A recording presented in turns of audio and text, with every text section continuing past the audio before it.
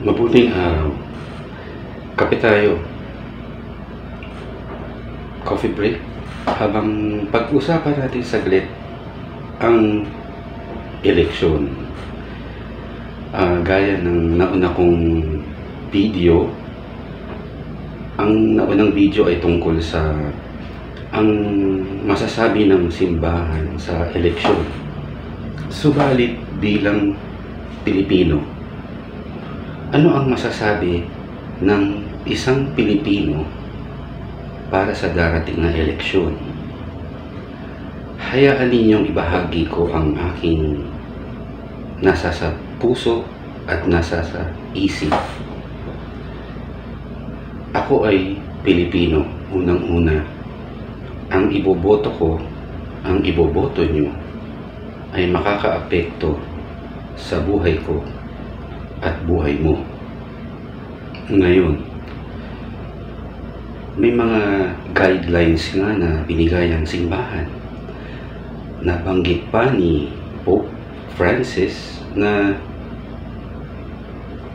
choose the lesser evil. Piliin daw ang mas hindi masyadong masama. Maganda naman. Subalit bilang Pilipino, ito ang nasa isip ko. Pino.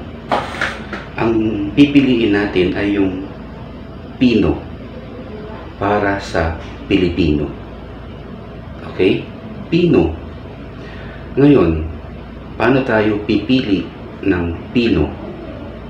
Hayaan yung bigyan ko kayo ng maiksing tulong sa pagpili. So mula sa pili, first letter P, siya ba ay patas? Patas sa lahat. Pantay-pantay ba ang tingin niya sa lahat? Hindi bali kung kapartido ba o hindi, patas ang tingin. Ang tingin ba niya sa lahat, babae o lalaki, patas. Matanda o bata, patas. So kung makikita natin na siya ay patas sa lahat ng bagay,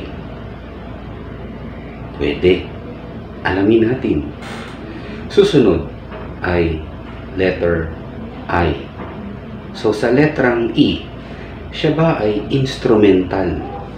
Instrumental sa pagbabago na naganap na sa buhay mo? Nakatulong ba siya sa iyo? Siya ba ay instrumental sa mga bagay na nagpabago sa takbo ng buhay ng mga Pilipino? O kung hindi man siya politiko sa ngayon, siya ba ay instrumental sa mga bagay na nakatulong sa iyong kalusugan, sa iyong hanap buhay? Di ba? Iyon. So, siya ba ay instrumental sa buhay mo? Ikatlo, ang letrang L. Siya ba ay liberal? Hindi ko ibig sabihin na liberal party. Siya ba ay liberal sa pag-iisip? Liberal sa mga bagay sa ikabubuti ng lahat. Hindi yung sarado ang isip. So, siya ba ay isang liberal? At ang panghuli, letrang I, sa pili. Siya ba ay isang Pilipino? Kung siya ay hindi Pilipino, ay wag na lang. Siya ba ay isang Pilipino sa isip, sa salita, at sa gawa?